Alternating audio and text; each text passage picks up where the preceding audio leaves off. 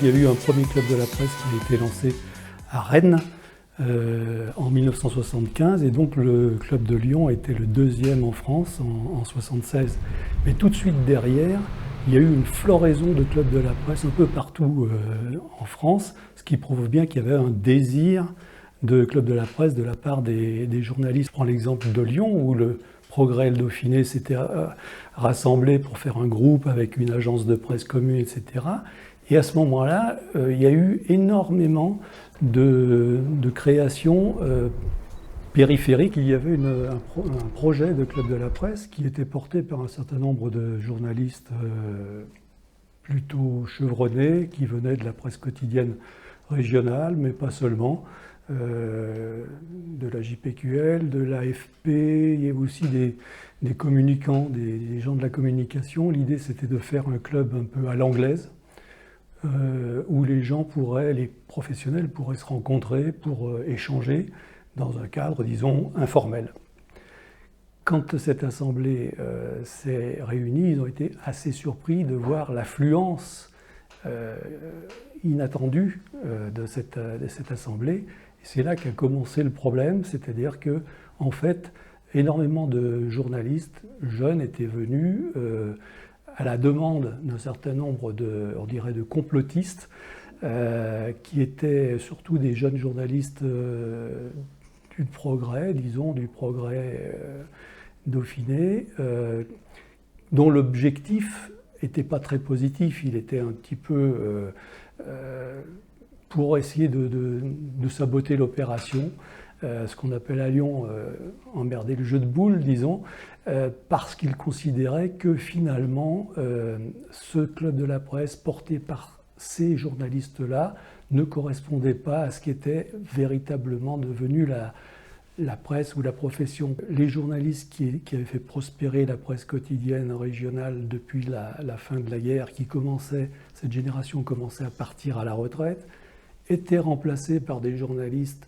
avec un profil différent, qui avaient été diplômés, qui étaient universitaires, ils ne venaient pas encore des écoles de journalisme parce que ce n'était pas encore très apprécié à l'époque dans la presse quotidienne régionale, mais c'était un peu un conflit entre les enfants de la Libération face aux enfants de mai 68. Et au moment où il a fallu voter pour faire un bureau, aucun des journalistes, ou à une ou deux exceptions près, aucun des promoteurs de l'idée n'ont été élus. C'est là où il y a un putsch démocratique qui s'est fait, ont été élus des gens qui n'étaient pas spécialement candidats, j'en faisais partie, etc.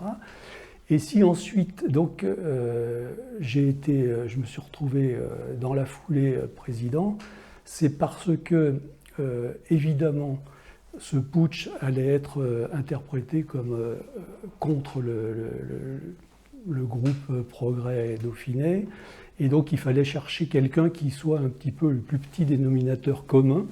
Donc j'étais celui-là, j'étais, disons personnellement peut-être un peu consensuel, mais surtout j'étais à l'époque rédacteur en chef de Métropole, qui était un magazine mensuel qui était indépendant, donc assez neutre.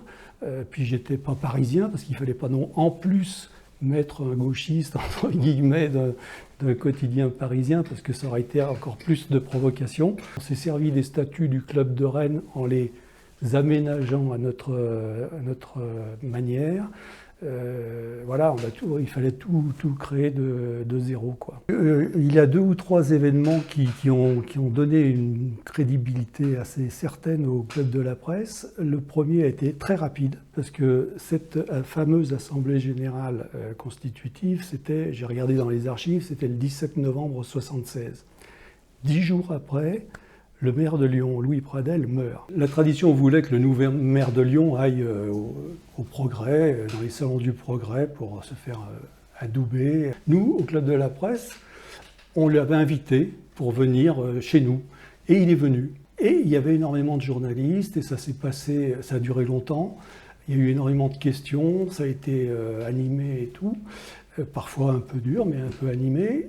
Et du coup, avec ce petit événement, le club a montré ce qu'il pouvait être. Le premier déjeuner de presse que nous avons organisé, c'est déjà la première fois que des journalistes invitaient quelqu'un sur leur terrain, disons, et en plus nous avions comme invité Georges Marchais. Pour la première fois, on avait un dirigeant important de la scène politique dans un contexte d'actualité chaude, puisque c'était la campagne, c'était en février ou mars 1977, c'était la campagne des municipales.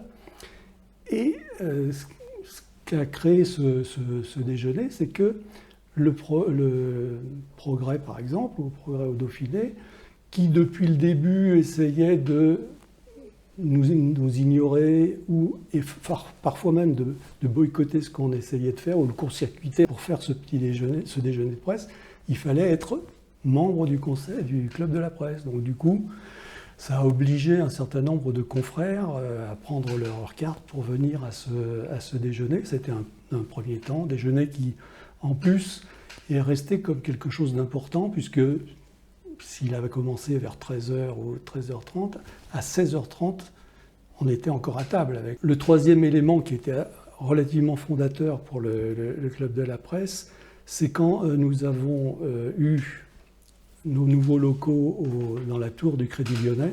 Nous avons invité cette fois-ci, ce n'était pas un déjeuner, mais c'était un dîner de presse, le PDG du nouveau groupe qui était le Renault Véhicule Industriel. Ce PDG qui venait de Paris, du coup, a pu rencontrer la presse économique. Donc, le club avait trouvé de la crédibilité auprès des journalistes politiques avec Georges Marchais.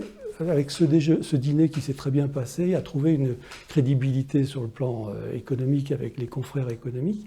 Mais surtout, quelques semaines après, nous sommes aperçus que Renault Véhicule Industriel avait décidé de créer, d'installer en tout cas son siège social dans la tour du Crédit Lyonnais. Ces années du club de la presse dans la tour du Crédit Lyonnais ont été très très positifs, en tout cas pour le développement de l'association.